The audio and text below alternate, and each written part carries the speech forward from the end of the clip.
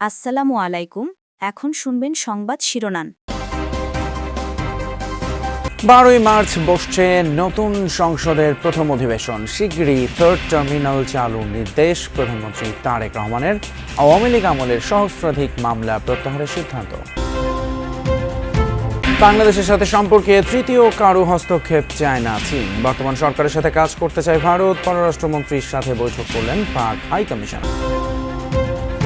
বান্দরবানের লামা থেকে ফ্যামিলি কার্ডের প্রাথমিক কার্যক্রম শুরুর সিদ্ধান্ত। পর্যায়ক্রমে শিক্ষকদের সব দাবি সমাধানের আশ্বাস শিক্ষামন্ত্রী। মোহাম্মদপুরে চাঁদাবাজকে ধরে মাইকিং করল পুলিশ। ভয় না পেয়ে সন্ত্রাসীদের আইনের হাতে সোপর্দ করার আহ্বান। আসসালামু আলাইকুম। এতক্ষণ দেখছিলেন সংবাদ শিরোনাম, এখন দেখবেন বিস্তারিত।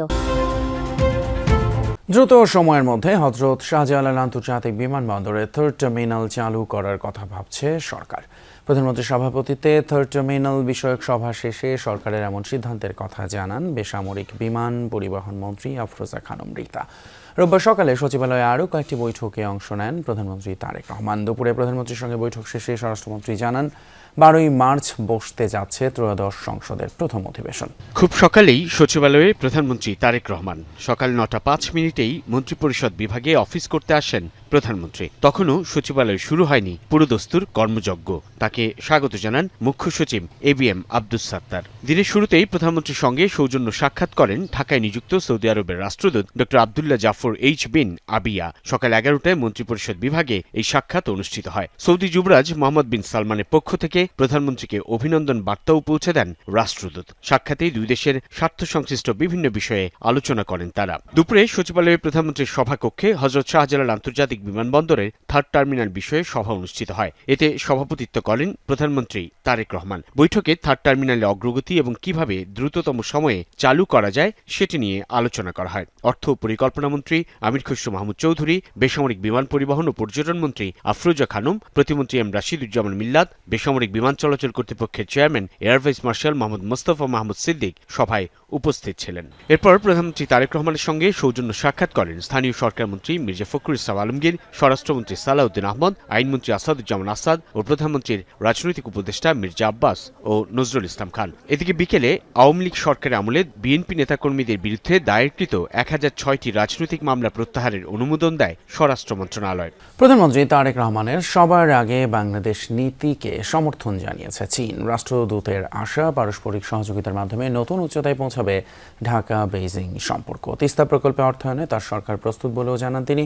আর দুদেশের জনগণের স্বার্থ রক্ষা করে সম্পর্ক এগিয়ে নেওয়ার প্রত্যয় জানিয়েছেন ভারতীয় হাই কমিশনার। প্রত্যাশা গণতান্ত্রিক, প্রগতিশীল এবং অন্তর্ভুক্তিমূলক বাংলাদেশের সাথে কাজ করার। পররাষ্ট্রমন্ত্রী ডক্টর খলিলুর রহমান ও প্রতিমন্ত্রী শামা ওবায়দের সাথে সাক্ষাৎ করতে মন্ত্রণালয়ে আসেন চীনের রাষ্ট্রদূত ইয়াও ওয়েন। ঘণ্টাখানেক বৈঠকের পর রাষ্ট্রদূত চীন বাংলাদেশ সম্পর্ক বিনির্মাণে প্রধানমন্ত্রী তারেক রহমানের পিতা ও মাতার কথা স্মরণ করেন। জানান বাংলাদেশ সহ দক্ষিণ এশিয়ার দেশগুলোর সাথে চীনের সম্পর্ক নিয়ে তৃতীয় কোনো দেশের হস্তক্ষেপের সুযোগ নেই। নতুন সরকারের প্রতি সমর্থন জানিয়ে তিস্তা প্রকল্প বাস্তবায়নে বেইজিং প্রস্তুত বলেও জানান তিনি। সবার আগে বাংলাদেশ নীতি অব্যাহত রেখে ঢাকায় বেইজিং সম্পর্ক নতুন উচ্চতায় নিতে প্রস্তুত আছি আমরা। তিস্তা বহুমুখী প্রকল্প নিয়েও আমাদের প্রস্তুতি আছে। ঢাকা চাইলেই কাজ শুরু হবে। ইউএনের পরপরই নতুন মন্ত্রী প্রতিমন্ত্রীকে শুভেচ্ছা জানাতে আসেন ভারতীয় হাইকমিশনার প্রণয় ভার্মা। ঘণ্টাখানেক বৈঠকের পর তিনি বলেন, দুদেশের জনগণের স্বার্থ বজায় রেখে সম্পর্ক এগিয়ে নিতে চায় ভারত। সরাসরি ভিসা নিয়ে কথা না বললেও দ্রুতই সব স্বাভাবিক হওয়ার ইঙ্গিত ছিল হাইকমিশনারের। To support democratic, progressive and inclusive Bangladesh. গণতান্ত্রিক, প্রগতিশীল ও অন্তর্ভুক্তিমূলক বাংলাদেশ গড়তে বর্তমান সরকারের সাথে কাজ করবে ভারত। জনগণ কেন্দ্রিক বিষয় সামনে রেখেই এগুবে দুই দেশ। দাবি জানাতে এসে শিক্ষামন্ত্রীর প্রশ্নের মুখে পড়লেন বিএনপি পন্থী শিক্ষক নেতারা। 101 সদস্যের বিশাল প্রতিনিধি দল নিয়ে শিক্ষকেরা মন্ত্রণালয়ে বৈঠক করতে গেলে মন্ত্রী বলেন, শুধু দাবি উত্থাপন নয়, অর্পিত দায়িত্ব পালনে প্রতিজ্ঞাও করতে হবে। এ সময় তিনি বলেন, মন্ত্রী প্রতিমন্ত্রী দুর্নীতি করবে না, কাউকে করতেও দেবে না। শিক্ষকদের শতভাগ ঈদ বোনাস চাকরি জাতীয়করণ সহ ১৩ দফার যৌক্তিক দাবি পর্যায়ক্রমে বাস্তবায়নের আশ্বাস দিয়েছেন শিক্ষামন্ত্রী ও প্রতিমন্ত্রী। সরগরম শিক্ষা মন্ত্রণালয়ের সভাকক্ষ ১০১ সদস্য নিয়ে শিক্ষামন্ত্রী ও প্রতিমন্ত্রীর সাথে সচিবালয়ে বৈঠকে বিএনপিপন্থী শিক্ষকদের নেতৃত্বাধীন শিক্ষক কর্মচারী ঐক্যজোট। শুরুতেই জোটের চেয়ারম্যান ও কুমিল্লা ২ আসনের নবনির্বাচিত সংসদ সদস্য অধ্যক্ষ মোহাম্মদ সেলিম ভূঁইয়া শিক্ষকদের ১৩ দফা দাবি তুলে ধরেন। সব দাবি নখদর্পণে কাজও শুরু করেছেন জানিয়ে শিক্ষামন্ত্রী এ সময় প্রশ্ন রাখেন শিক্ষক নেতাদের প্রতি। বলেন, নিজেদের দায়িত্ব শিক্ষকরা কতটুকু পালন করবেন। শিক্ষামন্ত্রী বলেন, ১০০% ঈদ বোনাস, আলাদা বেতন স্কেল, চাকরি জাতীয়করণ সহ ১৩ দফা দাবি নিয়ে প্রধানমন্ত্রীর সাথে আলোচনা করবেন। নির্দেশনা অনুযায়ী নেওয়া হবে ব্যবস্থা। প্রান্তিক জনপদ বান্দরবানের লামা উপজেলা থেকে ফ্যামিলি কার্ড কার্যক্রম শুরু হবে। ঈদের আগে এই কার্যক্রম শুরু হতে পারে বলে জানিয়েছেন মন্ত্রী প্রতিমন্ত্রীরা। সমাজ কল্যাণ মন্ত্রী ডাক্তার এম জাহিদ হোসেন বলেন, পর্যালোচনা করে পাওয়ার যোগ্য পরিবারকেই ফ্যামিলি কার্ড দেওয়া হবে। এক্ষেত্রে ৩ পর্যায়ে কঠোর পর্যবেক্ষণ করা হবে যাতে কোনো অনিয়ম বা স্বজনপ্রীতি না হয়। অর্থনৈতিক চাপ, মূল্যস্ফীতি ও কর্মসংস্থানের অনিশ্চয়তার প্রেক্ষাপটে নির্বাচনী প্রচারণায় দরিদ্র ও নিম্নবিত্ত পরিবারের জন্য ফ্যামিলি কার্ড দেওয়ার প্রতিশ্রুতি দিয়েছিলেন প্রধানমন্ত্রী তারেক রহমান। দায়িত্ব গ্রহণ করে প্রথম মন্ত্রিসভায় এ নিয়ে আলোচনা করেন। বাস্তবায়নে গঠন করেন মন্ত্রিসভা কমিটি। অর্থমন্ত্রীর নেতৃত্বাধীন এই কমিটি ২৪ ফেব্রুয়ারির মধ্যে প্রাথমিক প্রতিবেদন দিবেন। কমিটির সদস্য সমাজ কল্যাণ মন্ত্রী জানান, প্রকৃত হতদরিদ্রদের কার্ড দেওয়া হবে। এর সুযোগ সুবিধাও থাকবে ভিন্ন। নারী প্রধান অর্থাৎ মহিলাদেরকে ক্ষমতায়ন, মহিলাদেরকে আপনার অর্থনৈতিকভাবে স্বাবলম্বী করা, এটাই হচ্ছে এই ফ্যামিলি কার্ড প্রদানের সবচেয়ে বড় উদ্দেশ্য। মোহাম্মদপুরে চাঁদাবাজ আটক করে এলাকায় মাইকিং করল পুলিশ। সন্ত্রাসীদের ভয় না পেয়ে আইনের কাছে সোপর্দ করার আহ্বান জানান পুলিশ সদস্যরা।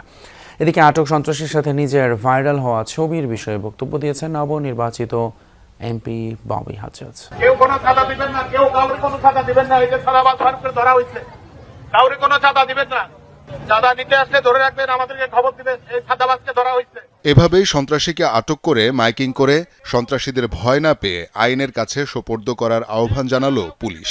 এই ছবি রাজধানীর মোহাম্মদপুরের। এখানকার বসিলা, আদাবর ও বেড়িবাঁধ এলাকায় বেপরোয়া ছিনতাইকারী, চাঁদাবাজ, সন্ত্রাসী কিশোর গ্যাংয়ের খবর আসছিল বেশ কদিন ধরে। এতে অতিষ্ঠ হয়ে শনিবার রাতে আদাবর থানা ঘেরাও করে ব্যবসায়ী সহ এলাকাবাসীরা। এর প্রেক্ষিতে রাতেই আটক করা হয় কালা রাসেল নামের এক কিশোর গ্যাং লিডারকে। পরে তার দেয়া তথ্যের ভিত্তিতে রবিবার বিভিন্ন জায়গায় অভিযান চালায় পুলিশ।